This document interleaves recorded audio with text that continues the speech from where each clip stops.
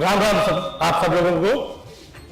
मेरा नाम अंशुमन है और मैं पत्रकार हूं। दिल्ली में इकोनॉमिक टाइम्स एक अखबार है, उसमें मैं सीनियर एडिटर हूं। और आज आपके गांव में आया हूं। डॉक्टर रंजन हमारे पुराने मित्र हैं। सबसे पहले ये आने के बाद मैं आप सब लोगों को बहुत बधाई देना चाहता हूं, स्पेशली सतबीर कसाना जी को और राम सिंह जी नेताजी को, कि उन्होंने ऐसी जागरूकता वाला एक प्रोग्राम आपके गाँव में आयोजित किया है। ये बहुत बड़ी बात है कि गांव में इस तरह के कार्यक्रम आयोजित किए जा रहे हैं और ऐसे प्रतिनिधि हैं, ऐसे समाज के लीडर हैं जो ऐसे कार्यक्रम आयोजित कर रहे हैं। तो आप दोनों का बहुत बहुत धन्यवाद सर कि आपने इस तरह का प्रोग्राम आयोजित करवाया है। हरियाणा के बारे में बहुत ज्यादा तो मैं नहीं जानता, पर मैं ये बता सकता हूं कि आप लोगों की लाइफस्टाइल बाकी देश से बहुत अच्छी है। अभी कुछ दिन पहले चुनाव आयोग ने जब चुनाव की घोषणा करी तो चुनाव आयोग ने एक आंकड़ा दिया। चुनाव आयोग ने बताया कि हरियाणा में 10,321 लोग हरियाणा में ऐसे वोटर हैं जिनकी उम्र 100 साल या 100 साल से ज्यादा है। पूरे हिंदुस्तान में इतने 100 साल से ज्यादा उम्र के किसी भी प्रदेश में नहीं मिलेंगे आपको। तो इसलिए हरियाणा इस मामले में बहुत अच्छा है। आप लोगों की लाइफस्टाइल अच्छी है। वो कहते हैं ना आप लोग, दूध दही का खाना, अपना देश हरियाणा।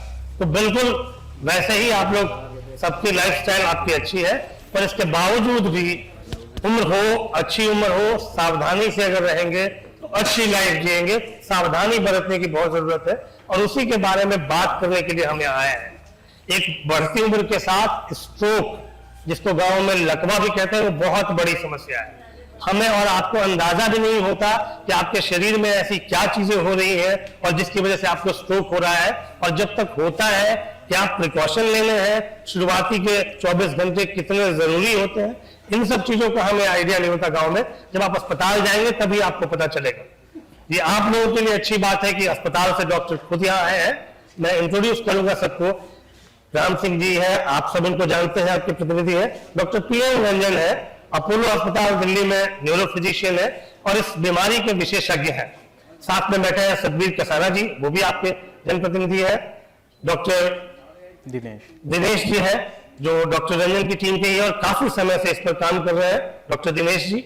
डॉक्टर अविनाश है, जो इनकी टीम के ही है। और इन सब लोग आपको आज बताएंगे कि क्या प्रिकॉशन लेने, क्या सावधानी बरतनी है आपकी, तो आपका जो जीवन है वो सिर्फ लंबा नहीं हो बल्कि स्वस्थ भी। डॉक्टर रंजन, हमें ये बताइए कि कितने तरह का स्ट्रोक होता है। और एक पेशेंट, जैसे आपने बताया कि हाथ सुन्न होना, दिखाई कम पड़ना, हर तरह के होते हैं, तो थोड़ा लोगों के क्लैरिटी के लिए, इनको समझने के लिए बताइए कितने तरह का स्ट्रोक होता है। देखिए, पहली बात तो ये है कि मैं रियली यहाँ आके बहुत खुश हूँ, बिकॉज जितने लोग आप सब बैठे हो आप बहुत हेल्दी लगते हो, आप बहुत हेल्दी पॉपुलेशन लगते हो, ये बहुत बढ़िया बात है। अब देखिए, लकवा बेसिकली दो तरह का होता है। इन दोनों के लक्षण एक ही है। लक्षण क्या है? अगर एकदम, इसको हम कहते हैं, अगर आपका मुंह एक तरफ टेढ़ा हो रहा हो, बड़े सिंपल है, पेशेंट से कौन दर्द दिखाए, अगर मुंह टेढ़ा हो, अगर हाथ में कमजोरी होगी तो एक हाथ नीचे चला जाएगा, मुंह में बोलने में स्लरिंग होगी या लड़खड़ाहट होगी। जैसे एग्जांपल, आप बोलोगे, पेशेंट को बोलो Kurukshetra, Indian constitution, Indian constitution, तो इसे हम कहते हैं एफ, फेस टेढ़ा होना, स्पीच, और सबसे जरूरी चीज है कि हाथ नीचे आना, और लास्ट है टाइम। तो ये टाइम बाउंड है। कोई आपको सिम्टम ऐसा हो जो पहले कभी ना हुआ हो, स्पेशली ऐसा भी जिन ठीक का, जैसे एज बढ़ती है स्ट्रोक के चांसेस बढ़ते हैं, जो कोई अवॉइड नहीं कर सकता।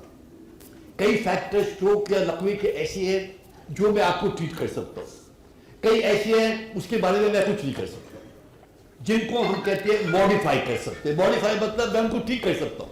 वो मॉडिफाई क्या है? Diabetes, hypertension, blood pressure.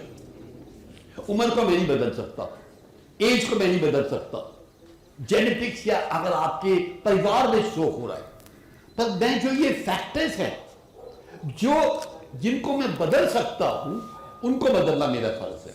तो कोई आपको सिम्टम हो, प्रिडोमिनेटली मैं ये कहूंगा हॉस्पिटल जाने से पहले अगर आपको डायबिटीज है या ब्लड प्रेशर है या नहीं है, आपको वो सिम्टम लकवे का हो या ना हो सकता है, वो हो सकता है ना भी हो, आप एक गोली एस्पिरिन की खा लीजिए, 75 मिलीग्राम की बड़ी सस्ती सी गोली है, और एटोकॉल खा लीजिए, आप काफी हद तक स्ट्रोक से बच सकेंगे।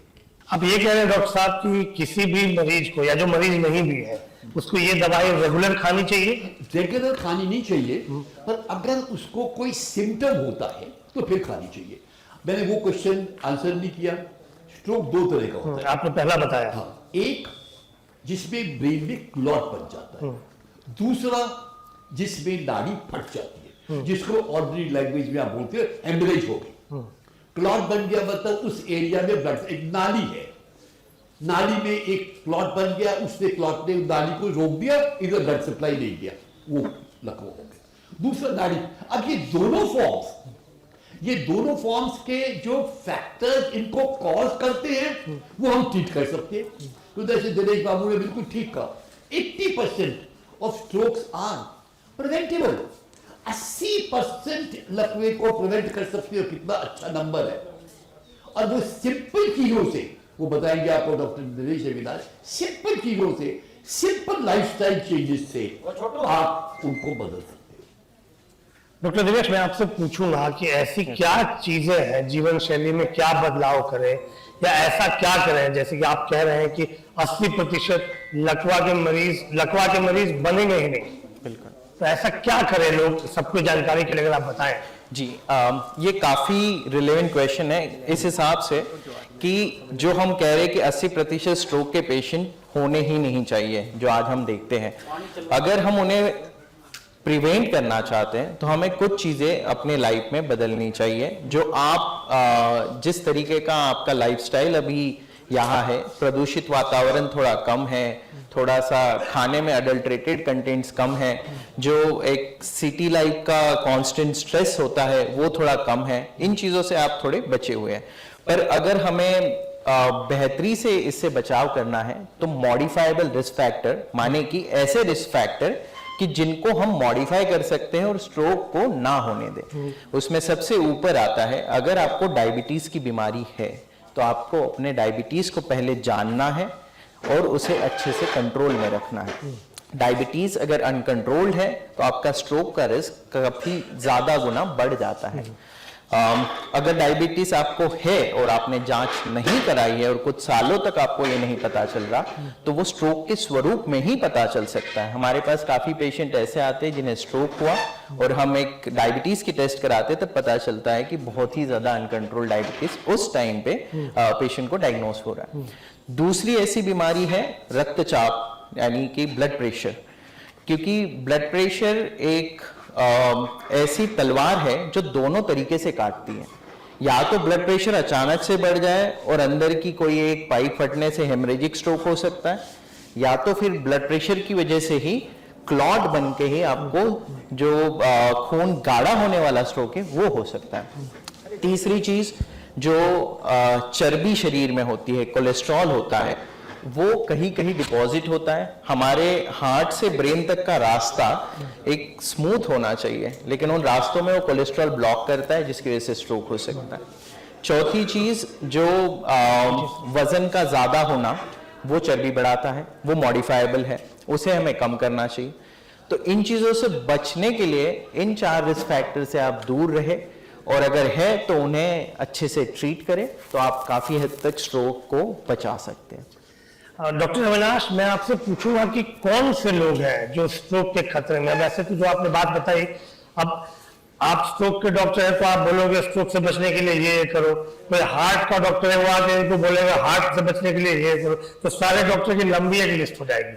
मुझे आप ये बताइए कि वो कौन से लोग हैं जिनको हार्ट, ये ब्रेन स्ट्रोक होने के चांसेस ज्यादा है, जो खतरे में है? जैसे जैसे उम्र बढ़ती है तो स्ट्रोक का खतरा बढ़ता है। 60 साल के बाद हर दशक में स्ट्रोक का खतरा दुगना हो जाता है। अगर 60 साल की उम्र में स्ट्रोक का खतरा 10% है तो 70 साल की उम्र में उसका खतरा 20% हो जाता है। 80 साल की उम्र में वो 40% हो जाता है। तो जैसे जैसे उम्र बढ़ती है वैसे वैसे स्ट्रोक का खतरा बढ़ जाता है। तो ऑब्वियसली ये जो उम्र है उसको हम लोग कम नहीं कर सकते, उसको रोक नहीं सकते। तो इस चीज़ों पे हमारा कोई कंट्रोल नहीं है। जैसे उम्र बढ़ती है उसमें स्ट्रोक का रिस्क होता ही है। क्या कर सकते हैं हम लोग? जो रिस्क फैक्टर है उसे हम लोग कंट्रोल कर सकते हैं और स्ट्रोक होने से बच सकते हैं। वैसे ही कुछ और चीज होती है जेंडर। जैसे अगर पुरुष और महिला की बात करें तो ये देखा गया है कि 60 साल से लेके 75 साल की उम्र में पुरुषों को ज्यादा स्ट्रोक होता है। अच्छा। और महिलाओं में थोड़ा कम होता है। लेकिन जैसे ही वो 75 साल की उम्र क्रॉस हो जाती है तो चाहे पुरुष हो या महिला हो, दोनों में स्ट्रोक का रिस्क लगभग बराबर हो जाता है। कुछ हार्मोनल चेंजेस होते हैं, कुछ चीजें होती है बॉडी में ऐसे जो मॉलिक्यूलर लेवल पे होती है जिसकी वजह से ये रिस्क बढ़ जाता है। मेल में ज़्यादा होता है, पुरुषों में और महिलाओं में कम होता है। और एक सर्टेन उम्र के बाद दोनों में रिस्क बराबर हो जाता है। तो ऑब्वियसली उसे हम चेंज नहीं कर सकते। कुछ रेशियल वेरिएशन होते हैं, कुछ रेशियल और एथनिक वेरिएशन होते हैं जिसको कि चेंज नहीं कर सकते। कुछ सर्टेन पॉपुलेशन जैसे हम लोग एशियंस हैं तो हमारे में स्ट्रोक का बहुत ज़्यादा खतरा है। ये जेनेटिक मेकअप ही हमारा ऐसा है कि जिसमें स्ट्रोक होने की प्रोबेबिलिटी काफ़ी ज़्यादा है, तो उसे हम मॉडिफाई नहीं कर सकते। तो कुछ जैसे ये सब चीज़ें हो गई, इसे हम मॉडिफाई नहीं कर सकते। ये तो खतरा, जैसे जब हम एशिया में हैं, हम एशियन हैं तो हमें रिस्क रहेगा। हमारी उम्र बढ़ रही है, स्ट्रोक का खतरा बढ़ेगा ही बढ़ेगा। लेकिन क्या कर सकते हैं? जो हमें रिस्क फैक्टर है उसे हम कंट्रोल रखें, समय समय पे डॉक्टर से चेक करवाते रहे। हमारे इंडियन सेटअप में ये है कि हमें कोई दिक्कत होती है तभी डॉक्टर के पास जाते हैं। कोई दिक्कत ना हो इसके लिए डॉक्टर के पास नहीं जाते हैं। तो हमें यही जागरूकता फैलानी है आप लोगों के बीच कि कोई प्रॉब्लम आए तब डॉक्टर के पास जाए। उससे बढ़िया है कि जैसे ही आप 40 साल 45 साल की उम्र क्रॉस कर लेते हैं तो हर साल आप डॉक्टर से जाएं, मिले, अपना चेक कराएं। कोई बीमारी अगर उभर के आ रही है तो उसको जल्दी से जल्दी पकड़े और उसका उचित इलाज करें। ये डॉक्टर साहब, ये जो बीपी और शुगर होता है किस कारण से जन्म लेता है शरीर में, इसके बारे में कुछ बताएंगे हमें? जो कुछ जेनेटिक मेकअप होता है लोगों में, जैसे हमारे पॉपुलेशन में एशियन में, एशिया हो गया, चाइना है, इंडिया है, हमारे पॉपुलेशन में शुगर की समस्या, ब्लड प्रेशर की समस्या काफ़ी ज़्यादा देखने को मिलता है। तो एक तो जेनेटिक वेरिएशन है जिसकी वजह से होता है, उसे हम कुछ नहीं कर सकते हैं। बहुत इंपॉर्टेंट है स्ट्रेस। लाइफ में हमारे पास आजकल के जो भाग दौड़ वाली जिंदगी है उसमें स्ट्रेस का बहुत तनाव, बिल्कुल तनाव है, इसका बहुत बड़ा रोल है। अगर हम ज़्यादा तनाव लेते हैं, तनावपूर्ण काम करते हैं तो हमारे अंदर शुगर, ब्लड प्रेशर होने की संभावना काफ़ी बढ़ जाती है। तो हमें ये देखना है कि तनावपूर्ण काम ना करें, हम अपने आप को शांत रखें, अपने आप को जो इन्वायरमेंट में जो पॉल्यूशन है उससे कंट्रोल करने के लिए मेजर्स ले। ये सब फैक्टर है जिसकी वजह से ब्लड प्रेशर और शुगर होने की संभावना काफ़ी ज़्यादा हो जाती है। खान पान का बराबर से ध्यान रखना है कि खान पान में अगर गड़बड़ी हो रही है, अगर खान पान ठीक नहीं है तो भी शुगर और ब्लड प्रेशर होने की संभावना काफ़ी बढ़ जाती है। स्ट्रोक का एज से भी कोई रिश्ता है? क्योंकि अब हम देख रहे हैं कि बहुत कम उम्र के लोगों को हार्ट अटैक हो रहे हैं। क्या कम उम्र के लोगों को स्ट्रोक हो सकता है? और दूसरा जो बहुत सभी सवाल, मैं गांव में रहता था तो वहां कहते थे कि सर्दियों के दिन में रात में या भोर में, रात की जो आखिरी पहर होती है उसमें लकवा का अटैक सबसे ज्यादा होता है। क्या सच्चाई है इन दो बातों में? आपकी दोनों क्वेश्चन में बहुत सच्चाई है। पहला कि ये इसमें कोई बिल्कुल दो राय नहीं है कि ब्रेन अटैक या हार्ट अटैक, ब्रेन का अटैक हो या दिल का अटैक हो, ये यूजुअली अर्ली मॉर्निंग्स में ज्यादा होते हैं, मतलब सुबह जब आप सो के उठते हैं। उसका रीजन ये है, सर्दी के कारण, ज्यादा सर्दी के कारण जो ब्लड है वो गाढ़ा हो जाता है। जब ब्लड गाढ़ा होता है तो सुबह क्या होता है, जो आपका ब्लड प्रेशर है वो बढ़ता है। और अगर ब्लड प्रेशर बढ़ता है, खून गाढ़ा होता है, तो आपको ज्यादा चांसेस होते हैं नाड़ी फट जाने के या ब्रेन में क्लॉट बनने से। इसलिए हम ये कहते हैं हर समय अपने आप को सर्दी से बचा के रखिए। सर्दी भी एक तरह का फैक्टर है जो लकवे को बढ़ा सकता है। एक दो, आपने बिल्कुल ठीक कहा कि स्ट्रोक जो है फिर वही ब्रेन का या हार्ट का, देखिए है तो एक ही चीज, एक्सिस तो एक ही है, ये और ये दोनों बहन भाई हैं। अगर इसमें प्रॉब्लम होगा तो इसमें प्रॉब्लम होगा, इसमें प्रॉब्लम होगा तो इसमें प्रॉब्लम होगा। उसके लिए ये है कि 65 इयर्स की एज के बाद लकवे के चांसेस 20% बढ़ जाते हैं। इसका कहने का मतलब ये हुआ जो डॉक्टर दिनेश और अविनाश ने जस्ट कहा कि 65 के बाद रेगुलर ब्लड प्रेशर चेक करना बहुत बहुत आवश्यक है। मैं ये कहना चाहूंगा आपको, ये आप लोगों को रिक्वेस्ट करूंगा कि ये प्रिज्यूम करके मत चाहिए मेरे को ब्लड प्रेशर नहीं है। हमने एक छोटी सी स्टडी करी, छोटी थी, 1000 पेशेंट लिए हमने। उसमें हमने देखा कि किसको ब्लड प्रेशर है वो ट्रीटमेंट कर रहा है, किसको ब्लड प्रेशर है वो ट्रीटमेंट नहीं कर रहा, किसको ब्लड प्रेशर वो कहता है मुझे है ही कुछ नहीं। मुझे इतना वो हुआ, सरप्राइज हुआ कि इस 1000 में सिर्फ 10-15% patient regular blood pressure treatment कर रहे थे। जो नहीं कर रहे थे, आपका ब्लड प्रेशर कितना है जी? तो सिर्फ 140/90। तो मैं कहूँ ये हाई है।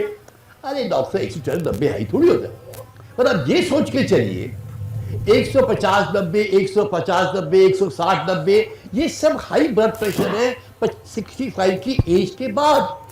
तो आपको जैसे अविनाश ने कहा इस स्टेज पे ही ब्लड प्रेशर कंट्रोल करना चाहिए। दो चीजें अगर आप कंट्रोल कर लोगे तो इससे और इससे बच जाओगे। Blood pressure, sugar. मेरे को लगता नहीं जैसा हमारे सामने आप लोग बैठे, आप लोगों को इतना कोलेस्ट्रॉल होगा। आप लोगों की एक्सरसाइज इतनी हो जाती है, वो फैक्टर्स तो हुई जी। आपको दो ही फैक्टर्स है जो कि आपकी डाइट जरा डिफरेंट है कि ब्लड प्रेशर और शुगर। अगर आप ये पर्सन कंट्रोल करते हो तो 80% आप इससे और इससे बच सकते हो। मुझे ये बताइए कि धूम्रपान करने से या शराब के सेवन करने से क्या ये भी एक फैक्टर है स्ट्रोक के लिए? ये आप तो एक से बड़ी अच्छे क्वेश्चन पूछ रहे हैं जो आप लोगों को सबको इंटरेस्ट होंगे। अभी मैं देख रहा था हुक्का था, मेरा दिल कर रहा था मैं भी थोड़ा सा हुक्का पी लूं। मैंने कहा जब राम सिंह जी ने बुलाया है तो हुक्का ही पिए, यहाँ के मजे ले लें। अच्छा देखिए, ऐसा है कि स्मोकिंग ज्यादा बदमाश है अल्कोहल से। मतलब आप कह रहे हैं कि तंबाकू लेना या स्मोकिंग करना बहुत हुक्का पीना से ज्यादा खतरनाक है शराब पीना। बहुत कर सॉरी, शराब पीने से ज्यादा खतरनाक है तंबाकू। स्मोकिंग क्या करती है सोचा जाए तो? हाँ जी, हुक्का ज्यादा खतरनाक है शराब पीने से।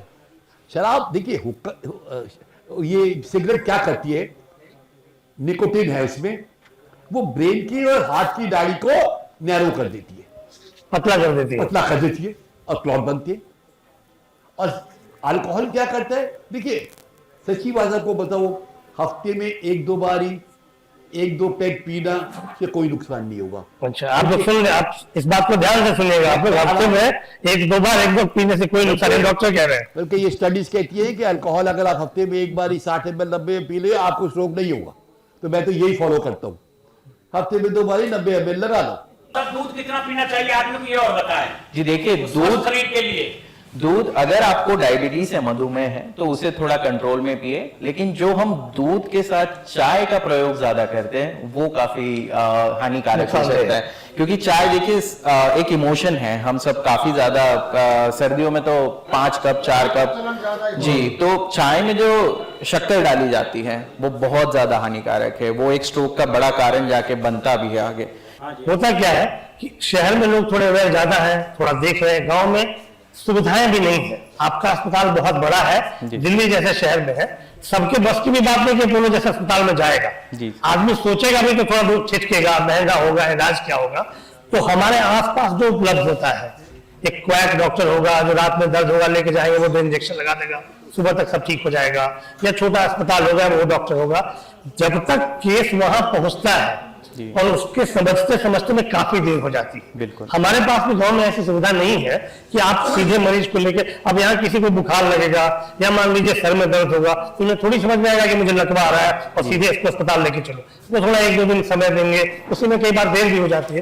तो आप लोगों ने जो प्रयास शुरू किया, ये बहुत जरूरी है, ताकि लोगों के दिमाग में गाहे बगाहे ये बात आए और दिमाग में बात बैठे। जैसे बहुत सारे आप सुन रहे हैं, आप मोबाइल देखते हो, वीडियो देखते होंगे, डांस करते करते गिर गया, यंग लड़का था, चल रहा था, गिर गया, जिम। साहब जांच कहाँ तक करवा, 6 महीनों में पैदा हुआ है, वो खर्चा पानी में चला जाके पैसा खर्च कर रहा जांच। नहीं, कई बार हर जांच के लिए आपको पैसे खर्च करने की जरूरत नहीं है, हर जांच बहुत महंगा नहीं होता। देखिए ये सरपंच जी, आपने तो जो कहा बिल्कुल सही कहा, और हम आप लोगों को यही हाथ जोड़ के निवेदन करेंगे कि आप एक हेल्दी पॉपुलेशन है, आप लोग हेल्दी और कंपैरेटिवली हम लोग जो दिल्ली में रहते हैं, ये बड़ी अच्छी बात रहेगी अगर साल में 6 बारी भी नहीं, 6 महीने, 1 साल में 1 बारी भी अगर आप हेल्थ चेकअप करा लें। दूसरी चीज मैं ये कहना चाहूंगा कि आज से हम आपसे लिंक रखेंगे। हम ये लिंक तोड़ने नहीं आए, हम लिंक बनाने आए हैं। और हमें कोई, या आपको ये दिल से बता दूं, कोई मॉनेटरी इंटरेस्ट नहीं है। जेन्युइन आपको विलेजेस में, हरियाणा के विलेजेस में जाके लोगों की सेवा करना। मैंने ऑलरेडी प्लान कर लिया है पलवल, मैंने ऑलरेडी प्लान कर लिया है सोना, जहाँ मेरी बहुत बड़ी फॉलोइंग है। आधा सोना मेरा पेशेंट है, आधा पलवल मेरा पेशेंट है। तो आपके पास हम एक बारकोड छोड़ देंगे। आपको कोई डाउट होता है, आजकल तो सबके पास ईमेल है, सबके पास मोबाइल है, सबके पास सब कुछ है, और आप लोग उतने ही पढ़े लिखे जितने हम लोग हैं, आप लोग कोई अनपढ़ नहीं है। आप हमसे संपर्क रखें जो आपको डाउट है, और मैं गारंटी देता हूं कि 24 घंटे के अंदर अंदर मैं या दिनेश या अविनाश आपकी क्वेरी को रिस्पॉन्ड करेंगे। मेरा इंटेंशन है आप लोगों को हाथ जोड़ के सेवा करना, बिकॉज मुझे इतना प्यार मिला है कसाना परिवार से, मैं कह नहीं सकता। इतनी रिस्पेक्ट, एक डॉक्टर के लिए सबसे बड़ी चीज क्या है? रिस्पेक्ट। अगर आपका मरीज रिस्पेक्ट करता है आपको, तो आपको किसी की रिस्पेक्ट की आवश्यकता नहीं है, और हमारे लिए वही पॉइंट है, रिस्पेक्ट। जैसे अब तक हमने काफी कुछ स्ट्रोक के बारे में जाना, ठीक है, और कुछ बातें हमने करी, बट क्या अब हम ये जान सकते आप लोगों से कि जो दिमागी बीमारियां होती हैं उसके बारे में आप लोग कितना जान पाते हैं, कब पहचान पाते हैं? जैसे हम बात तो कर रहे हैं कि लकवा जल्दी होना, ट्रीट होना चाहिए, इमरजेंसी है, लेकिन मान लीजिए अगर आप किसी को देखते हैं आपके आसपास, सुबह आप उठे हैं या कोई घर में सुबह उठे हैं, आपके बड़े बुजुर्ग घर में है, और पता चला कि आप उन्हें देख के लग रहा है कोई चीज ठीक नहीं है, तो आप कब उन्हें कहेंगे कि लकवा है? जब लकवा पड़ जाए देहात में तो जो है ना, देसी वैद्य है 2-4 जगह जी, बम्बाड़ हो गया, वहां लेके जाओ, हॉस्पिटल में कोई ना ले जा। ठीक है, अगर मान लो आप अगर वैद्य के पास ले जा रहे हैं, हम आप ही को वैद्य बनाने आए हैं, हम यही चीज करना चाह रहे हैं कि आप खुद समझ पाए कि अगर लकवा हो रहा है तो हम चाहते हैं कि आप 2 दवाइयां पेशेंट को तुरंत दें, चाहे वो खून बहने से हुआ स्ट्रोक हो या खून के जमने से हुआ हो।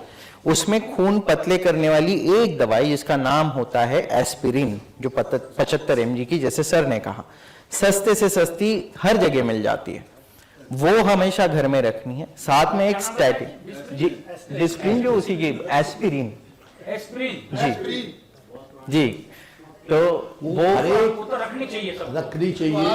तो शुगर की मरीज खा रहे हैं। हाँ, जो लोग पहले से खा रहे वो उस दिन एक दवाई एक्स्ट्रा लेके आए। डॉक्टर साहब, ये जागरूकता आज आपने फैलाई है जी, यानी किसी है इस बारे में कुछ पता ही ना है।